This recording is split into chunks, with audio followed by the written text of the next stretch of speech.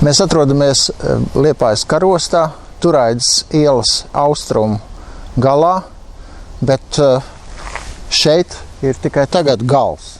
Kādreiz ielas dabiskā trase beidzās karosts kanālu pie piestātnēm, tur bija laivu piestātne, un visi tie strādnieki no rītiem, kas devās uz darbu gan uz Tosmars kuģa remontu rūpnīcu, gan uz cukurfabriku, vēl kādās savās darba gaitās, izejot šīs ielas trasi līdz laivu piestātnei, samaksājot 10 centīmus par pārcelšanos turp un atpakaļ, vakarā atpakaļ, tātad 5 centīmi par vienu pārcelšanās reizi uz otru pusi, nokļuva savās darba vietās.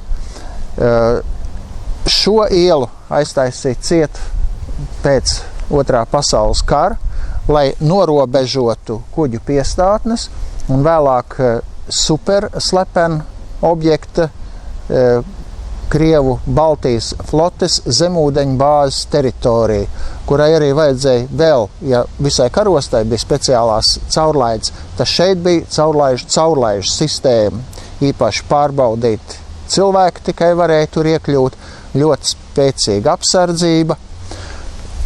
Mazliet par šo sienu. Tā ir aizejošās padomju sistēmas relikts.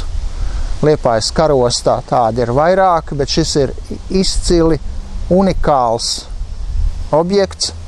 Es pat teiktu tā, ka tas ir piemineklis gan aizejošajai padomju telpai, gan aizejošajai padomju domāšanai un tās īpatnējām izpausmēm, jo droši vien kāds nabadzīgs, intelektuāli nabadzīgs mičmanis, kas ir pirmā virsnieka dienesta pakāpe sarkanajā flotē, bija izdomājis, kā racionāli izmantot padomju zemūdeņu, akumulātoru, bateriju, kalnus, kas tika norakstīti un nekur vairs nebija derīgi izstrādāti. Ja.